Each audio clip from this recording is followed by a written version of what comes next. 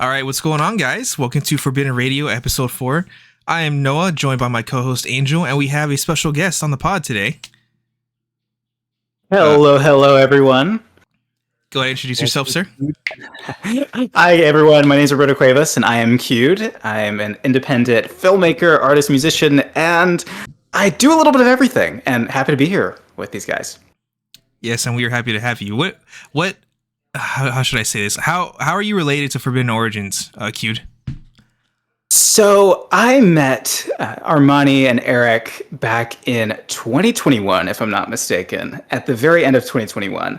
And when we started, I was doing a bit of concept art for them. Mm-hmm. And then as we ended up progressing and doing different things, different artwork, I ended up doing the book cover. And then that transformed into doing a cinematic trailer project. And now I am this sort of creative executive over at the company after being an art director and a creative director over at the company since we met. And yeah, it's been a fun kind of creative challenge trying to do all this expansive world building and trying to do this also cross-media storytelling. And it's been really, really fun. And getting to meet all these new people, including you guys, has also been a huge treat. So yeah. Yeah, it's been great meeting you too. You really are a jack of all trades. You kind of do it all. I try, sort of out of necessity, but I'm sure we'll get more into that a little bit later. But yeah, it's fun. It's all a fun experiment, a fun learning challenge, right? But yeah. Oh, definitely. So there's something we should probably talk about real quick. A little project came out that I think all three of us were working on. A little something. Little something. Tiny little thing. Yeah, we are. Well, it's not the company's first book, but it's the first book that we've all worked on. Echoes of the Old Universe finally dropped, and it seems to be doing pretty well for an indie book. And I'm very proud of everybody here. So yes, and I am proud of you both. I'm proud of the whole team who's worked on it too. Seeing you all, as I had sort of mentioned a little bit in a little video that I did about this, seeing you all kind of come together and participate in this sort of world building experiment and building out this world and the story has been really, really cool. And I think just on an indie level, it's not something I see done like ever. So I think it's just really impressive to see how you guys just kind of instantly formed your writers group and really came into your own and fleshed out all these really cool concepts. I think it's just so cool. So cool to see this finally drop. And so excited to see kind of what everyone thinks about it in the near future. Yeah, so if you're listening, make sure you head on over to Amazon. If you want to buy a copy, go ahead. I won't force your hand. If you like it, leave a review. Very exciting. I'll force you. I'll put a gun to your head and force you to buy it. And I will gently persuade you to definitely check it out. Cued will whisper sweet nothings into your ear. Yeah. Yes. Of course. So, Cued, we have a couple questions for you. I'm interested into like what got you into filmmaking. What inspired you to pursue it in the way you have? This is a really good question, and this is also fun for me because I can't remember the last time, if ever, I've done a podcast interview like this. So I feel so special. This is very, very fun. Thank you guys for doing this with me.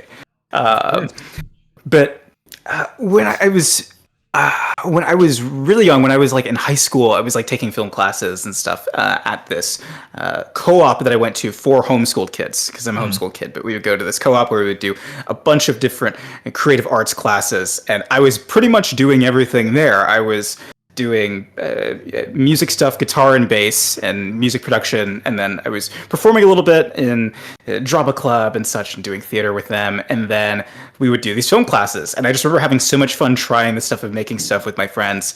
And then after obviously moving away and then graduating, film was never something that I thought could be done at the level that I was at in terms of having the resources to be able to do anything. So I sort of wrote it off just as something that just could not be done. So I didn't try it, and I ended up just throwing myself into doing these fun kind of digital photo manipulation, digital art like experiments throughout the 2010s, I guess. And then somewhere around the way, I ended up kind of getting these film ideas, and I was like, well, I need to learn how to do this. So fast forward to now, and I've pretty much just tried to learn everything I can about the process so that when the time comes, I can be able to make things. And along the way, it's been so fun being able to collaborate with different people and work on projects even like the old universe and be able to like help other people build their stuff. It's just been so cool. But I've always loved movies. It's been something I've always been super interested in, and learning how they work and learning what makes them tick has been a really, really fruitful experience, especially in this sort of animation and VFX sort of area. And I'm excited to do more of that and also live action stuff in the near future. I think there's a lot of fun opportunities, and I think the tools that are available make it so accessible now as a craft, which is really, really exciting for me. Definitely. I'm very excited to see what you do next. Thank Do you have a letterbox? Yes, I do. I do have a letterbox. I am I'm not gonna need as active on it as I should be. What about you guys? Are you guys on Letterboxd? No, honestly, I'm not much into movies. I do enjoy a good movie, but I'm not the Sure. type to like, go out and watch like all the newest, hottest films and then even less so like log them into Letterbox and stuff. Sure, sure. But I enjoy reading other people's reviews. Yes, it can be fun. I think we might be, in regards to Letterboxd, we might be moving away from the witty one-liner reviews now, and now people are just being even more earnest, which is great. Because for a while it was just only like witty one-liners. But I love that the app is getting people to talk about movies, and yeah, I'm also just constantly discovering new movies on the platform, like these random obscure foreign films I've never heard of before that I would pretend I knew about. Right? I'd be like, oh, yeah, I've totally know about that one. I've totally, Definitely, yeah. you know. but in regards to movies, though, yeah, I know you maybe say you're not you're not like a huge movie buff, Angel, but I'm curious about you guys. Like, what is your relationship to like, first off, like, what types of films do you like, even if it's only a few, and also just in regards to stories? I know since you guys wrote on this project, you're probably a little bit into sci-fi fantasy, but I'm also just curious to Uno reverse card it on you guys. What got you into this stuff? Oh God, That the is Uno a reverse card, Great question. not the Uno reverse card. This is my trap card. Angel, you can take this one, then I'll do after. Okay, probably surprisingly to hear, since I wrote a science fiction book or collabed on one, I am not very much into sci-fi. Like, I do enjoy a good sci-fi, but it's definitely not my top genre. I much prefer fantasy. I prefer, even just like I don't know what you would call it, real life, like modern day stuff over science fiction. Like, I've never seen Star Wars. I've never seen even the new one, Rebel Moon, but I do find it interesting. So I definitely want to get into it more, but it's just never really been my genre. This was more of just kind of like I'll message Armani and Eric and see if anything happens. I didn't really expect much of this, but I'm glad it came, to fruition. That's Okay. so interesting. That's so cool. Contrary to what a lot of other people may believe, I don't know that you even have to be a huge fan of a particular genre or a particular project to be good at storytelling, even in that field or even in that thing. Sometimes it's actually really refreshing to get that kind of perspective in a certain project, as long as there is a interest in the story itself. So I think it's really cool, actually, really refreshing. What about you, Noah? When it comes to movies, I kind of like everything. My dad raised me to basically like not just in movies, but in music, books, comics. If I like it, then I'll watch it, play it, read it. You know what I'm saying? And I love Star Wars. I've loved Star Wars since I was a little kid. I love science fiction. That's been my jam. I've said it again, and I'll always say it. Halo is a massive inspiration for me. I love fantasy. Fantasy's always been a really interesting genre to me. What else? I agree with Angel that I do find like when he's like, I guess fiction is the closest thing I could like give to it that he was talking about. I love Sons of Anarchy. I love Mayans MC. Those are really cool. Like, I guess modern fictional stories that I like. What else? The Sopranos. I really love stuff like that. I I could okay. Let me put it this way. A good analogy, I guess, I could give you is video games. I will always play Call of Duty. I mean, I might skip a game or two here and there, but I will gladly play a Hideo Kojima game, something that will make me think. You know what I'm saying? Basically, I like my fast food, but I also like really nice meals. You know, that's how the best way for me to describe my Really great taste in analogy. movies and stuff. You know, so Yeah, all peak that you've listed there, with a couple of exceptions, with Sons of Anarchy and Mayans, I guess both being FX shows that I have not seen. I need to properly dive into the FX projects, but all peak that you've listed. And Atlanta's yeah. really good too. Yeah, that is good. I've seen a little bit of Atlanta. It's pretty great. And I'm also from Atlanta too, so Oh, bit of I a connection. didn't know that. Yeah. And then you mentioned Star Wars. For me, that was obviously like one of the first things I saw. I apparently, when I was like 3, like my mom took me to episode 1. Was I 3 then when that was out? I must have been 3. Uh, Star Wars is like the thing for me that really got me into everything. I vividly remember being 6 years old and going to see episode 2, opening day, and just like falling in love with everything. Like just everything from the world building, Coruscant to the clone battle, and like the first big set piece, even on the huge set piece in Geonosis, and everything. And then obviously, I think it all just kind of crystallized with episode 3, and then beyond that. Movies like The Prince of Egypt in animation, or other films like North by Northwest by Alfred Hitchcock, things like that. Seeing those things when I was really young, I think it was kind of like, oh, like this is the coolest thing ever. I want to do that someday. And since throughout the last couple of years, I've been really trying to explore more foreign films and things like that too. A film I highly recommend, if you guys ever find yourself wanting to watch a movie like this, Pather Panchali by Satyajit Ray. I probably am messing up his name, but incredible film. Pather Panchali is like it's like a game-changing film for me. It's so beautiful.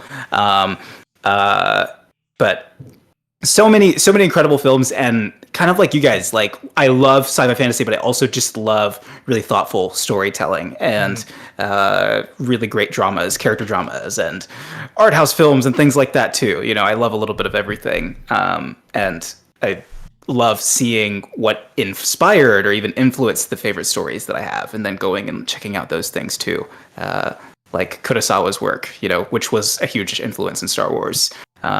So. It's just cool to be able to sort of pull from that large tapestry and try and figure out why these things are so effective, why these things stick with us, and what to learn from those incredible stories. Yeah, I think overall, genres don't really matter to me. Just as you were saying, it's really all about the storytelling, the characterization, character arcs. It's all so interesting to me. Just being able to see like these characters that almost seem like real people with the way that they progress throughout their lives and throughout the story. I just find it so interesting. I agree. Absolutely. And I think something that I've been thinking a lot about lately is, you know, one of the common threads with a lot of these projects is they have a very strong point of view. You know, they're saying something, Yes. and they're reflecting time, and they're reflecting very real themes and events and things that are happening in our everyday. And that to me is also so inspiring, because that can be really hard to do, you know, not necessarily having something to say, but feeling brave enough to say that thing, and feeling, you know, figuring out how to most effectively communicate that so it's effectively understood and it's not completely misinterpreted, or, you know, or that people at least are able to understand and absorb that. But I think it's so powerful, and I think like it's like magic to me. Like the arts are like magic, so I think it's just something that is a real joy to be able to participate in and create with. I think it's just so much fun. It's the thing that energizes me every day. So yeah.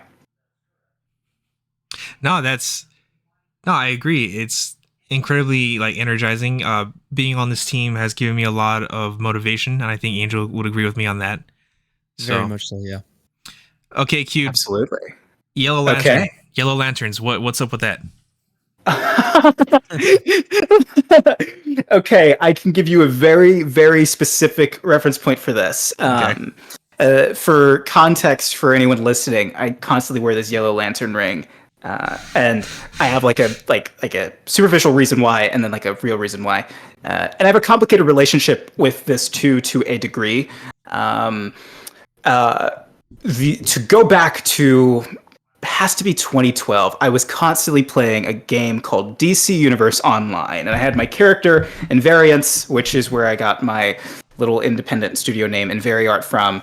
And I was a villain character in that game, and I had so much fun, created this whole community, and was just constantly playing with all these really cool players, and we would do these open world PvP raids on other player bases. It was so much fun. Oh my goodness.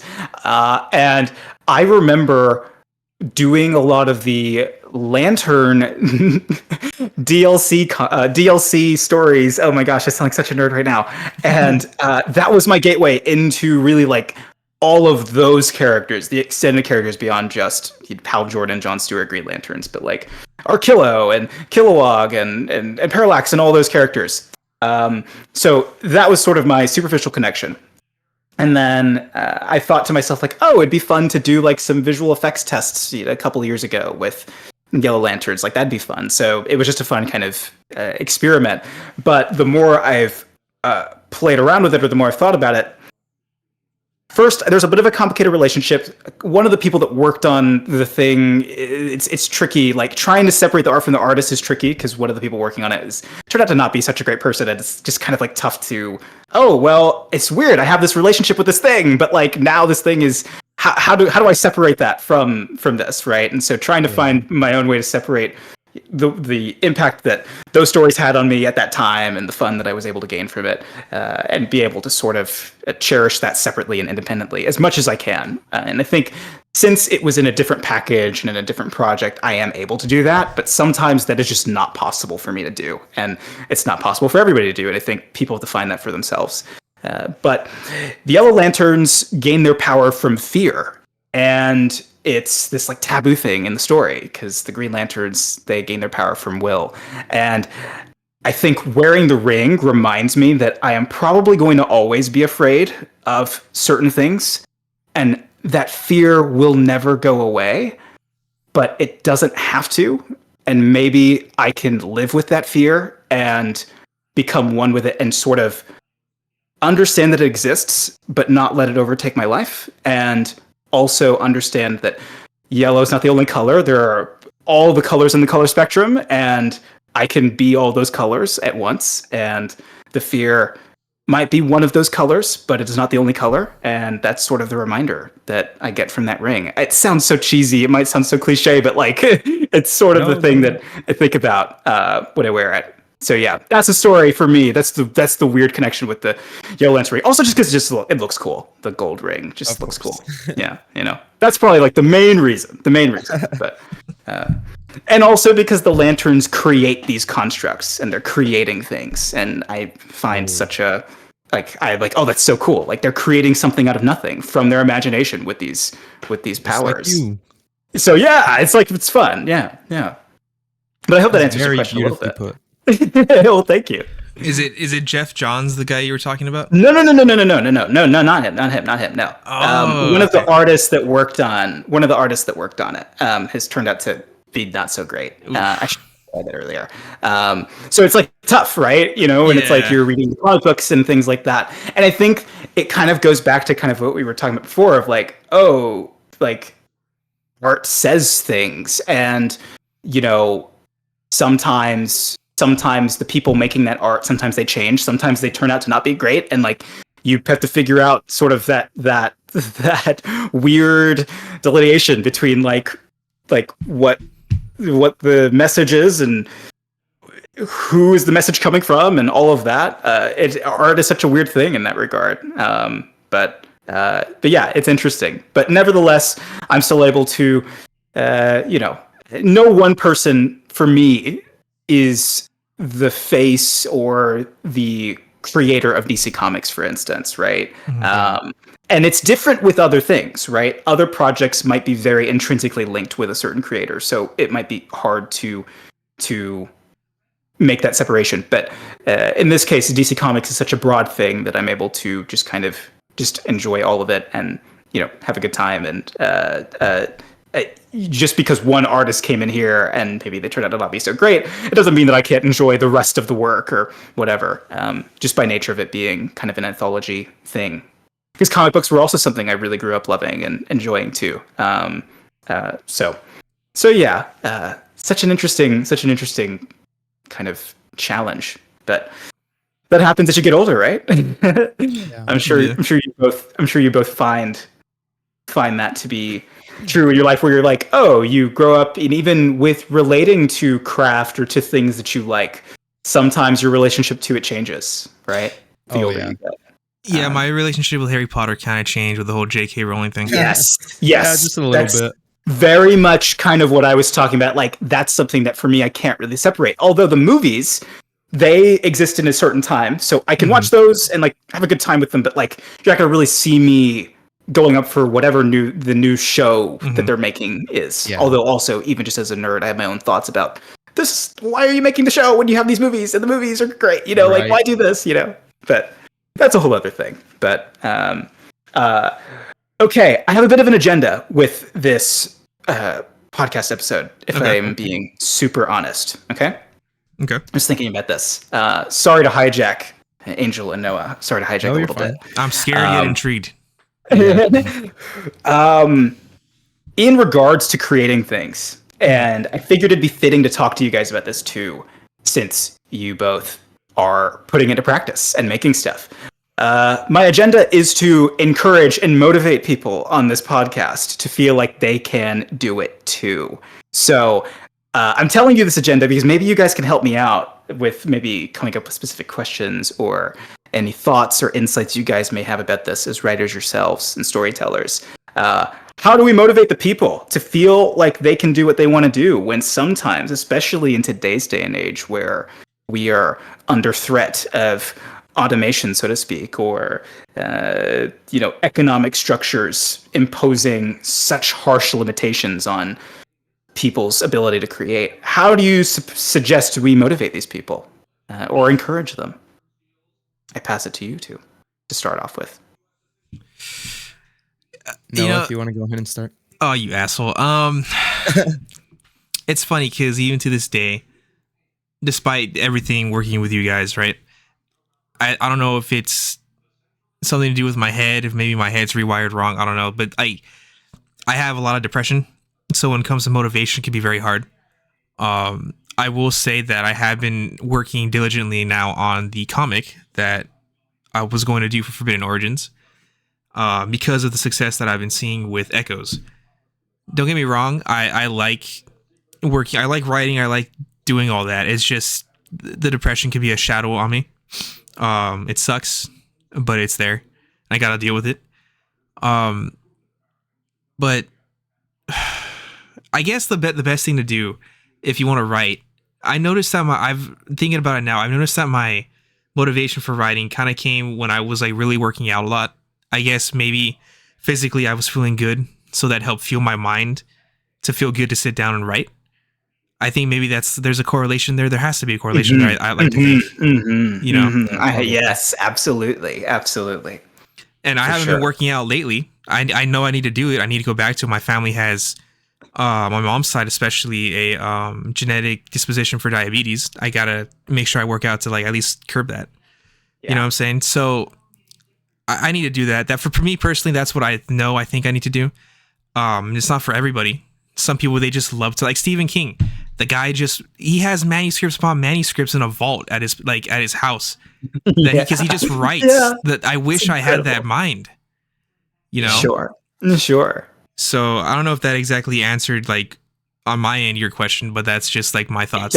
It does to a degree. Yes, absolutely. Well, first off, thank you for being open and sharing that, because I think it's very real. Like it's very, very honest and yeah, motivation might motivation typically is like a practice, not necessarily like Yes. an innate thing, right? But I guess I would ask the same question to you, Angel, like in regards to maybe encouraging people who feel like they want to try this stuff, don't know where to start. Like, talk a little bit about how you sort of find the space to be able to do this. Yeah, I think the biggest thing is if you want to do anything sort of creative or really anything in life, the key is to just do it, right? Like I've always had this very paralyzing like fear of being perceived, sort of like Yeah. imposter Yeah. syndrome and stuff. And just like I've always been the type of person to just like recede into the background and try to not be noticed. So all of this stuff, writing, putting out a book, doing this podcast, it's all very new to me. And it was pretty scary at the beginning, but you really do just get comfortable with it over time.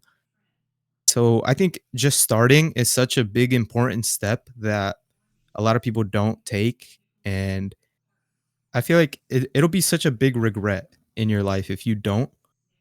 So I think if you want to do anything, any sort of creative thing, whether it be writing, music, film, anything like that, try it. Just give it a good old fashioned try, like the good old college try. Give it your best effort. If it comes out good, great. If not, try again. Absolutely. I agree. Absolutely. I think that's it's both of you have touched on some interesting things that I want to piggyback on a little bit. To start with Angel, kind of what Angel is saying. Yes, like you have to, if you want to, you should really go for it and really take the swing. And one really cool thing, just to hype you guys up a little bit more. All of you guys were so charismatic in your videos promoting Echoes. And I don't think I said this in the. I'm always a lurker. I don't really say a ton in the chat. I should say more. But you guys were so charismatic. Like you guys look like you always do videos and always talk about this stuff. And maybe you do, but I even just kind of going on what you're saying, Angel. Like for some of you, it might not have necessarily been something you always do, right? Like Yeah. putting your face to the camera and be like, "Hey," and you guys had such charismatic energy. It was like these guys look like they are pros at this. Like they do this all the time. Thank you so much. And I think it's a testament to kind of what you're saying a little bit, Angel, of like, you just do it. You just make the thing. You write the thing, and then you talk about the thing because you got to talk about it because someone's got to know that you made it, right? Yeah. And then to your point, Noah, about feeling good, this is something I think I have to also like just have to double down on. In regards to motivation, I think so much of the rhetoric is like, you must suffer and it must be terrible and it must be horrible for you and you must hate the process and you must get through it. And it's like, no. You gotta feel good about what you're doing. You gotta love what you're doing. You gotta feel good and have fun. And especially today, having fun is like a discipline. It's like, that's the hard work now, right? In adulthood, right? So doing what you want to do, doing what you feel led to do, and then having a good time while doing it are like the two best places to start. And you both like listed them. I think like it's so true. Part of why I wanted to part of why that was my agenda was I feel like when I was first starting, I wish I had known that it was possible to start learning and to start trying and to start making, right? And that it was okay if it was bad first before it could be good. It was also okay if it was just good. And I don't have to, in my head, tell myself that it's bad because, well, I'm comparing it to this or that. Sometimes it just works. And I think your voices, Angel and Noah, and the whole group of originators, Jay, Dillahan, Dominic, Seth. Am I forgetting anyone? Am I forgetting anyone in that group? I think you got us all. I think I got everyone. And then Eric and Armani. All of your voices matter, and your voice is something that is intrinsically valuable, and that's something that no matter what happens with anything else, like nothing can really take that away from you, right? Beyond that, if you have an idea, it's your responsibility to do something with the idea because it's yours and it came to you. And if you don't do something with the idea, I almost have this theory of like collective consciousness, like someone else might do it, like someone else might do something like it. I've learned this recently in a very real way, which I will not get into, and not in a like a super it's not something that is super close or anything, but even still, just seeing the way these ideas sort of manifest and they sort of become these things that are pervasive everywhere. I think it's just really interesting. But yeah, no, go ahead. Just like I feel like it is your responsibility to do something with the idea, and that should be freeing. Like, you get to do something with the idea, and you should feel encouraged to, even if it feels difficult or even if it feels impossible. Yeah. Yeah, very well put. Yeah, speaking on the collective consciousness idea thing, I totally get that because I've had so many instances where I'll be like, "Oh, it would be so cool if like this or this or this. Like, I want to make that someday," and then I just don't. I'll put it off. I'll come up with some other idea that I want to work on more, and then later on down the line, I'll see someone else like do something like eerily similar to what I was thinking. Yes. And I'm like, yes. wow, if I had only done it at the time, that could have been yes. That it's an interesting, it's a weird occurrence when that happens. It's also validating because depending on who you talk to, the world might have you believe that your ideas are terrible and that no one wants them, and then you see that, oh no, they're not terrible, and no, it can work, and no, it's not impossible. And having that belief in yourself, I feel like, is so valuable because then you can not only see that, yes, it can work, but also you can be the person to put it out there and be able to learn so much from that experience. Yeah, it's funny when it comes to collective consciousness. I've been seeing a lot of there's gonna be a new Batman movie coming out, an animated movie, and it's I think it's called Batman Azteca, and the helmet. I've heard about this. It looks good, but the helmet design kind of looks it's not the same animal, of course, because I want to do jaguars, the feather serpents, and eagles, right? It's a bat, but the way the helmet is designed, I'm like, that looks exactly like how I want the helmet to like wrap around my characters. You know what I'm saying? So I'm just like, damn it, on a visual sense, it's not like the exact same, but it's kind of similar in a way. Yeah. So that's just motivating me that I need to get at least that aspect of my superhero story out. You know what I'm saying? Yeah. Totally. Because people see that they're like, oh, this guy's ripping off the Batman animated movie that came out. I'm like, nah, dude. Like I had this concept back in like 2017, but I had no way of really doing it because I didn't know I don't know how to draw. Totally. But that's what it is. That always happens. Mm-hmm. That's one of the interesting things, Noah, about this is when you have that idea and it's like, what do you do? How do you do it? What do you know and what do you not know? And what's the gap between skill and taste and all of those things, right? It can be really, really challenging to overcome those hurdles, especially when you're competing sometimes. And even if you're not technically competing and you don't even view it as a competition, which I don't think it usually is anyway. But technically speaking, if you have some giant studio that's also starting at the same time as you, it can be tough to somehow find, again, that motivation or that encouragement to keep going and to figure out what to do if you maybe are not sure sort of how to do it. But I still believe to a degree, even if, let's say, something comes out after, some other thing, it still only really helps your thing, right? Because then people, at best, they're like, oh yeah, like I like this, I like this vibe, and also especially from your perspective, right? Like your perspective on it still matters, even if these other people are doing, let's say, the same exact story you were doing. It would still be worthwhile to do what you're doing anyway, and the fact of the matter is they're not even doing the same exact story. So it's like, oh, that like little thing probably will be imperceptible to people at the same time, right? That's actually really interesting that you say that. The perspective thing, because it's true. If you gave let's say all of us in the originators team, if you gave all of us the same exact writing prompt with the same character, same location, Mhm. and told us here, write a story using these, they would all be vastly different. Yes, they would. They would.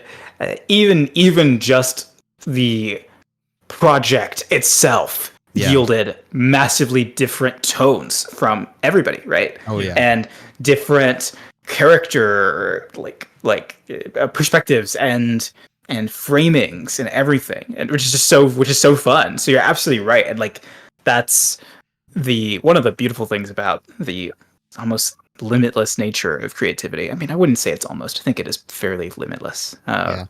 We should do Yeah. that now. We should have a writing prompt. That should be Echoes Volume 2. It's a location and a set of characters. Just go wild with it. See what each Yeah. writer does. It's an alternate universe. Each story is an alternate universe. See what each characters do. That'd be so That'd fun. be really cool. That'd be so fun. Some practical tips, if I could give any, in regards to people wanting to do sort of what we're kind of doing, even at Forbidden Origins. Mhm. And actually, I would actually pass that off to you guys first. In regards to technical things about the process of writing, are there any things you would suggest any tips you would suggest to people? If your previous tips or your previous advice was more sort of on the spiritual side and sort of the kind of emotional side of starting projects and feeling good about doing those projects, what would be some technical things you would suggest to people approaching storytelling like this that maybe want to do that even after reading something like Echoes? Have a mental breakdown, wonder why you're doing this, and then start typing. Yeah. Yep, that's pretty much the process. Yeah. That's an interesting question, Cued, because it's funny. I remember seeing pictures of people, of everyone in the originators team. Back then we had a text chat. We didn't have a Discord at that moment. We weren't all on Discord. The pictures of people taking like pictures of their screens, and I'm seeing like sticky notes on their screen and shit of like ideas and stuff. Like almost everybody had this on their computer. Meanwhile, my computer's clear, and I just sit down and I just start writing. I remember thinking like, do you guys plan this shit out? Am I doing something wrong here? Like, I just sit down, I just start writing. You know what I'm saying? And I'm just like, am I doing something wrong? But I know everyone's process is different. I do know that the best writers do tend to like plan it out. They have like a planning board, which I do think I need to get one, or at least I have started doing that on Google Docs. So I'll make like a planning list. So for example, I'm working on this comic for Forbidden Origins, the Voyaks. It's about these super soldiers in the Iraqi military, and I wrote that. I have a Voyak plot board, basically the basic script and the basic plot lines of how this comic's gonna go. It's gonna be a one shot, but even though it's a one shot, I feel like it'd be pretty good to plan it. So that's what I started doing. But yeah, that's kind of like my new process, I guess. Before I would just sit down and just write away. Now I figure, you know what, maybe it's easier to plan this out so I can visualize in my head what I'm doing. Totally.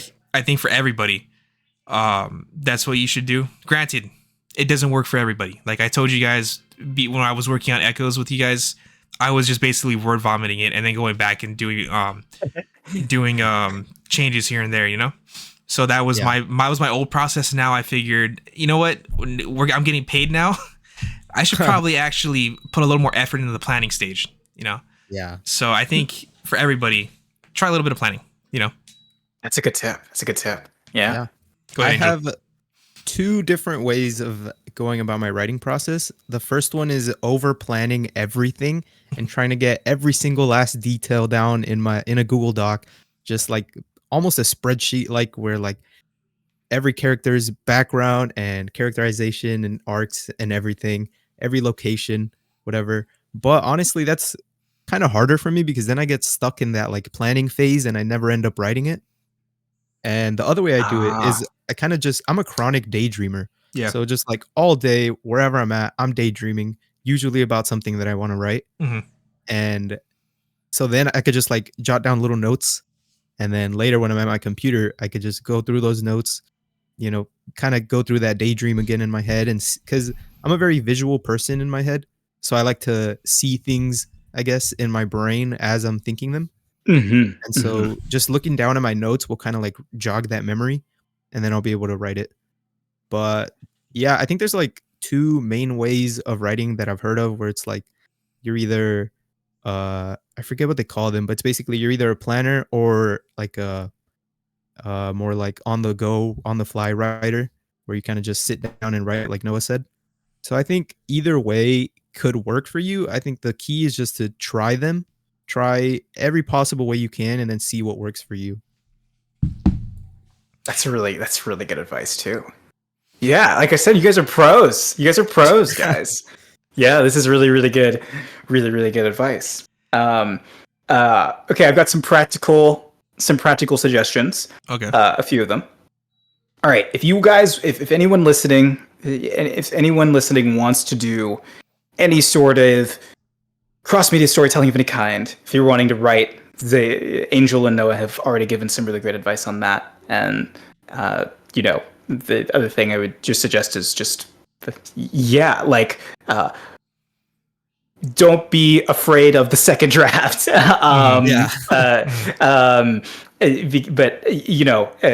But beyond that, there are so many different ways to approach it. In regards to what do you do after you've written something and you want to make it, some practical suggestions. If you're trying to do something and all you have is your phone, that is just fine. You can film it with your iPhone or your Android phone now. Get the Blackmagic camera app. This is not sponsored, by the way. None of these things are sponsored, although I'm not sponsored yet. I probably will need to be sponsored soon at some point. But get the Blackmagic camera app.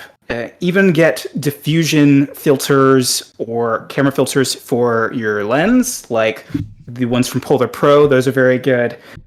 Then get yourself a few different apps. I like to use Art Studio Pro to do matte paintings. I like to use Node Video for visual effects. I like to use LumaFusion to edit everything together. And then boom, you've made something with your phone. You can even get a portable little light to light your scenes. And if you have a tripod, that would be ideal, or a gimbal of some kind, that also would be ideal, unless you want to be super rugged, run and gun, which you could totally do, and that can be just as effective. And if you want to do stuff elsewhere, get yourself either some kind of camera. All of the different cameras now are just so good, and like they have like insanely good image quality now. So it doesn't really matter what camera you use. If you're really a stickler, you could get the Blackmagic cameras that are available, pocket Cine cameras. You could also, if you're trying to do any sort of editing or things like that, I think there are things like DaVinci, Resolve, and there are all these other tools you can use. If you're wanting to do any sort of animation, Cascadeur is really fun. I really like Cascadeur. I think it's an underrated tool, but also obviously everyone knows about Blender and everyone knows about Unreal Engine, which Unreal Engine is like my go-to to stage different, fantastical visual effects sequences and to be able to kind of do it in real time. And then you can even use tools like Nuke or After Effects to be able to do post-processing. But there you go. You've got your tools, and you can find some tools that you can afford and that you can get your hands on, and there's no excuse now not to do it when you want to. It's got to be when you want to do it. I don't think you should be forced to do it. But and then beyond that, those are just tools, and the tools are really just an extension of your voice. So feel free to break the rules. Feel free to use them how you want to, and watch a ton of stuff, read a ton of stuff, and engage with the things that you want to make stuff in the same vein of. Even if you're wanting to do game development, like same kind of thing. Figure out what games you like, and then try and learn how they're made. Try and learn what you would need to learn to understand the programming logic and things like that. And then from there, you'll understand the language of any craft you want to learn. And then, you can make it sing. And if you want to make music, you can do that too. There's so much you could do. Just as long as you trust your voice and go and make the thing you want to make. I think if you're needing the motivation or encouragement to do it, well, I can give you permission. I don't think you need my permission, but I can give you permission. Okay, and now you have no excuse. So yeah, but those are some practical suggestions for anyone out there. But yeah. That's all very, very good suggestions and very, very practical. And I think personally I will be taking some of that. Yes, Oh, of course. same. Okay, great. Great. Yeah, I This is feel like awesome. you're speaking directly to me right Yeah, now. you're talking to honestly. us. I will say this for anyone listening: Cued is an incredibly talented filmmaker. The thing that he's done with iPhone filmmaking is phenomenal. Go check out his page. He's done some really cool shit, and I do believe he will be getting sponsored sometime sooner rather than later. So Thank you. That's very kind of you, Noah. That's very kind of you. I appreciate it immensely. yeah, okay. I got a question. Have you read the entire book, Echoes? I have to dive into all of this. I have not read any of it yet. So the other day when you were like, oh yeah, you really like the book. I'm like, I have read the cliff notes of everything. I know all the chapters and stuff, but I now need to dive in and really read everything. Also because like I was following along while you guys were developing it and like checking in. Armani and Eric would tell me, oh, this is what their story is, this is what that story is. So like I am now feel like I'm at a place where I have enough space from it to where I can kind of dive in just as a reader and sort of experience it all very fresh. Yes. To answer your question, but I'm excited to do this. I'm excited to do this with my proof copy. I still have a proof copy with the giant label on it, kind of like what I was mentioning in my video. But it's still fire, still fire.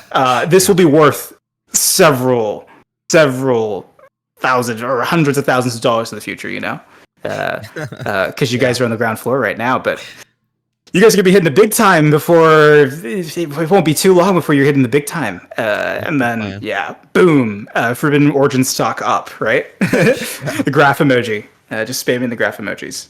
How far do you think FO is gonna go, Cued? I haven't been able to ask you that yet, but I feel like we're gonna within the next 5 years we're gonna hit it big, probably sooner. But I've asked Eric and Armani that question. I was curious to know, like, what's your thought process on Forbidden Origins as a whole? Like, what drew you to it? How far do you think you personally will go with it, and how far do you think we'll get? It will go very far. In my belief, I pride myself on being good at predicting industry trends. I have not always gotten it right, but I would feel like it's like 80-20, 80-20. To toot my own horn a little bit, but yes, I believe Forbidden Origins will go very far. I think also they're in a position to, and I think there is, especially now, the timing I think is very interesting. I think when you have a team like this of people who are hungry and like want to do stuff for the sake of it, and also have the creative freedom to be able to execute on their various ideas, I think you can move really fast, actually.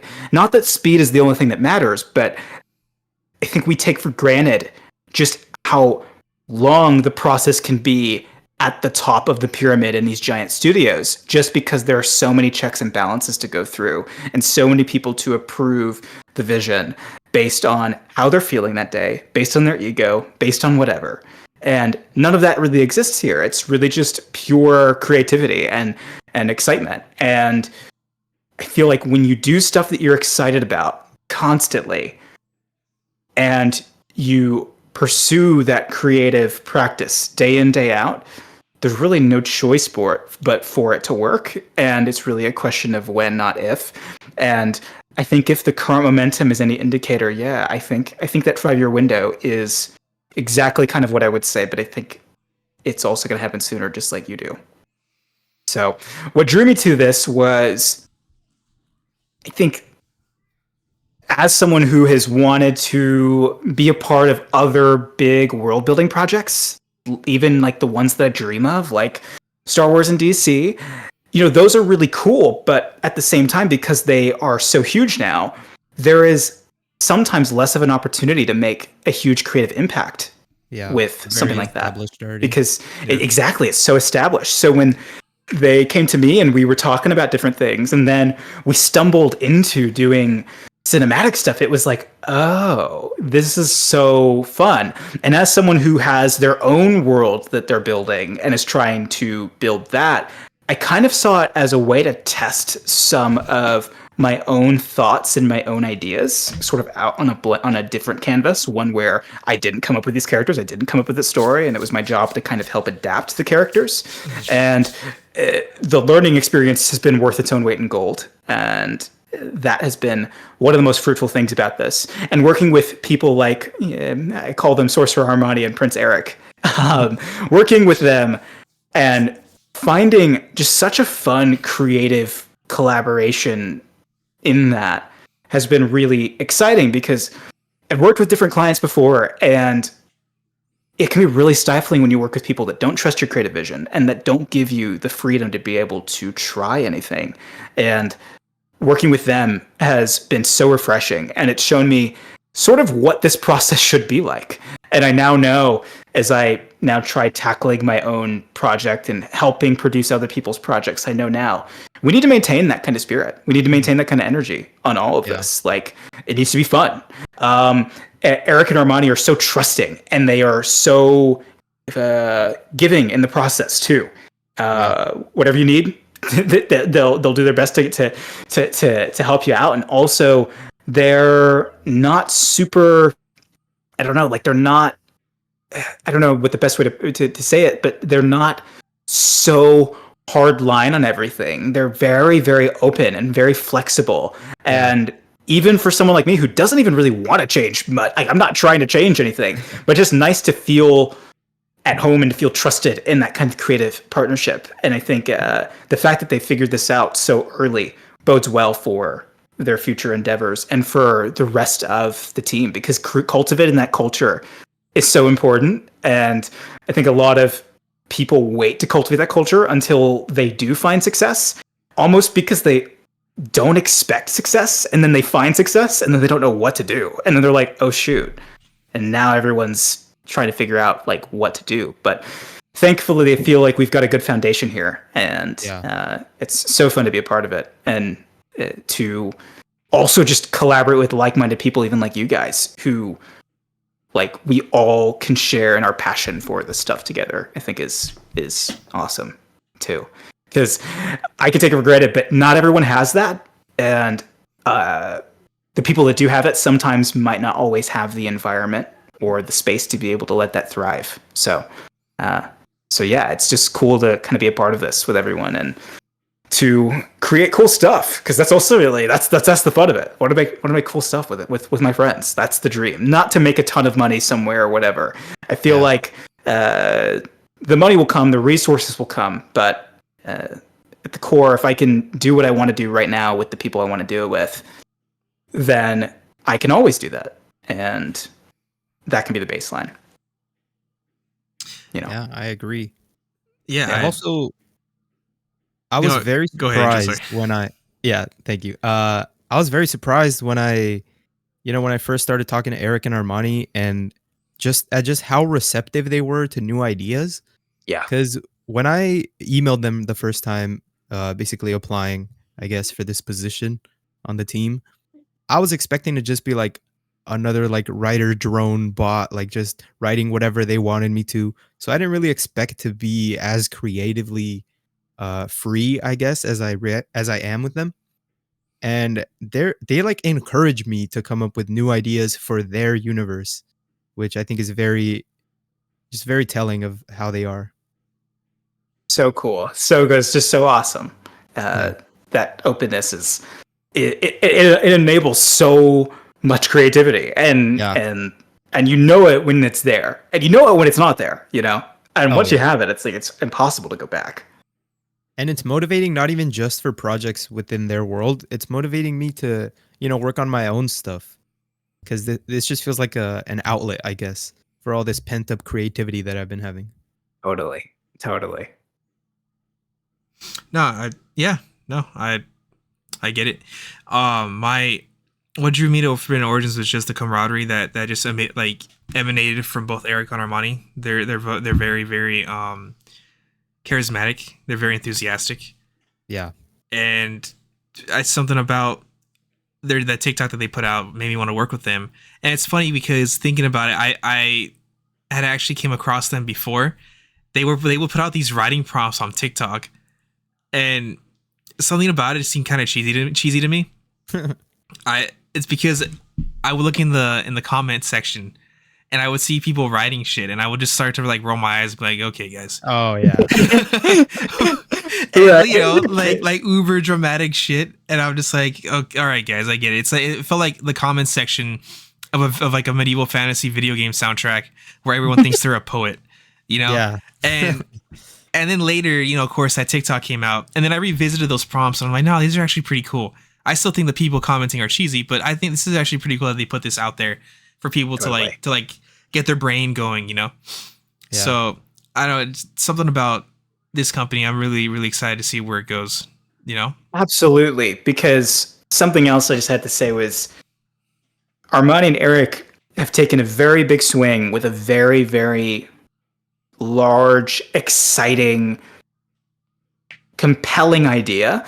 And they're real visionaries here. And that's the other thing that really drew me to them was like they are such visionaries with this story that they've crafted. And it came from such a pure place of like childhood imagination and excitement. And it's something that was very evident when I met them, just to see that they really believed in it. There's nothing else I needed, right? But to see that belief sort of reflected in just the way they lit up when they talked about it. And also it helped that the hook was really strong. It helped that the story was really interesting. And it was a blend of all the things I liked. And I'm like, oh, okay, well, cool. Let's do it. This is awesome. So been so fun to be able to create within the sandbox. And I'm a big believer in creating with people across, right? When I was younger, I was trying to find opportunities to network up and to network like at places where like it's me trying to climb some sort of ladder, and then the people that own the ladder feeling like they've done me a favor, right, for letting me climb it.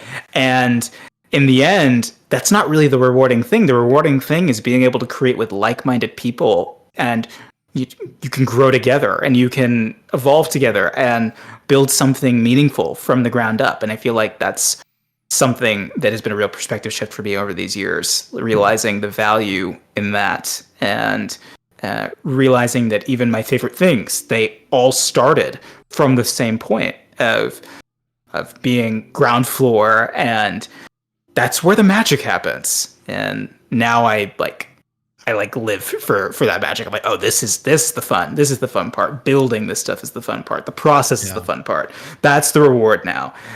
Anything else now that comes afterwards is icing on the cake. But this is what's fun and this is what's exciting. Yeah, I mean, like what you were talking about, how like the money will come like eventually, but I feel like I've never really cared about money. Like if I make $0 off Echoes, like I'll still be so grateful to even have this opportunity. Like this is what I care about. Like Absolutely. Yeah, people or like in school when teachers would be like, name like one greatest accomplishment of yours, or like one thing that you're proud of. I was always the type of person where I didn't know what to put. But it's like now Eric and Armani have given me the opportunity to, create my own achievements. That's really beautiful too. It's really wholesome. I think it's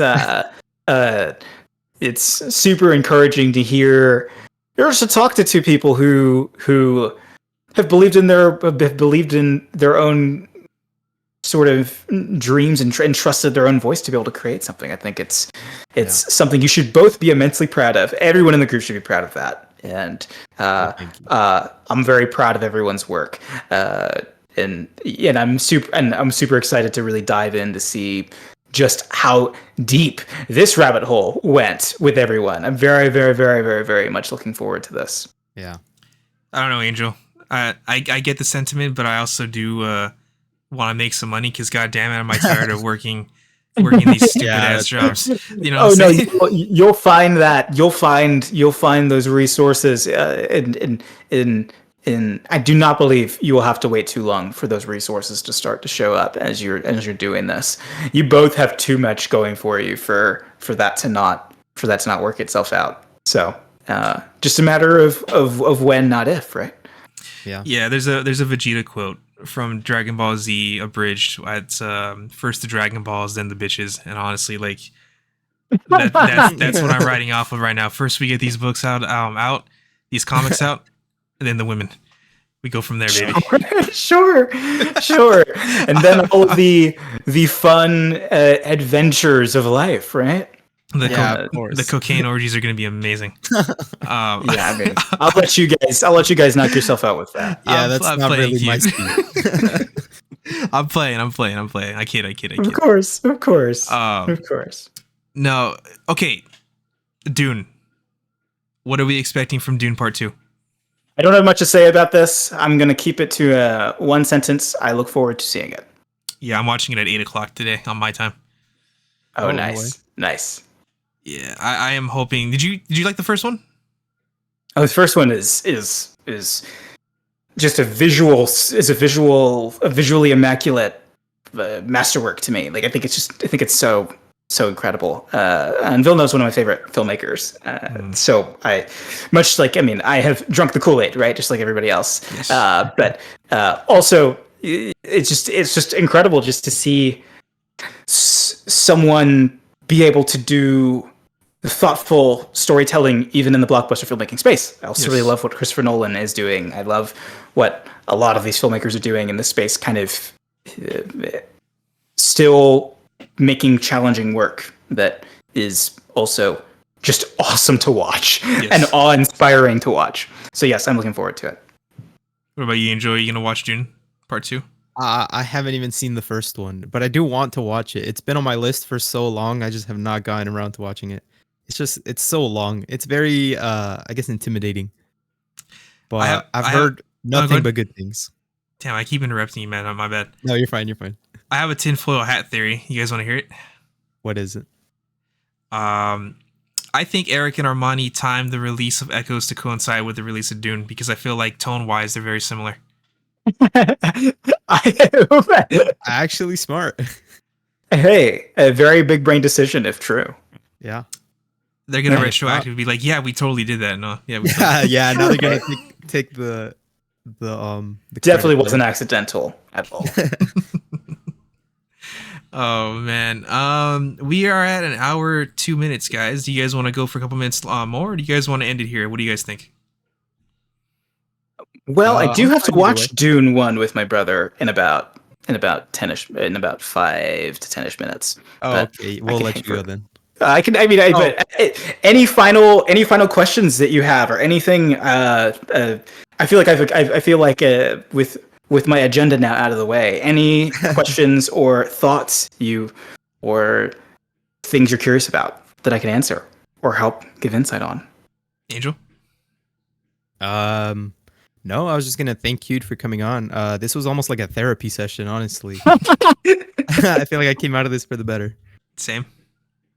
I am just obviously thank you for having me. I am on a kick lately of feeling so excited about these creative endeavors in this near future. I really am. I think that there's so much that's possible now.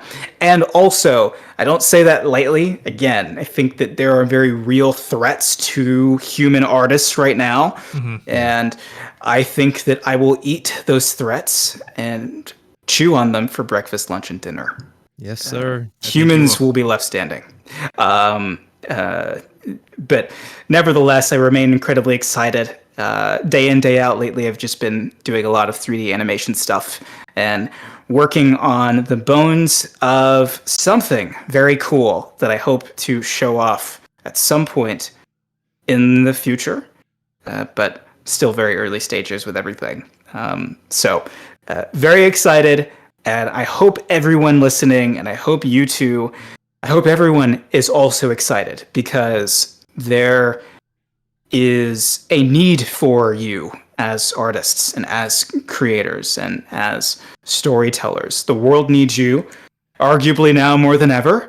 And it's important to remember your responsibility to your own ideas, your own dreams, and to the craft and to the collective craft, right? This is a very, very sacred thing at some level too. So it's important to remember that and to not take it lightly. Some people don't understand the responsibility they have to the craft and to the people working in that craft as well.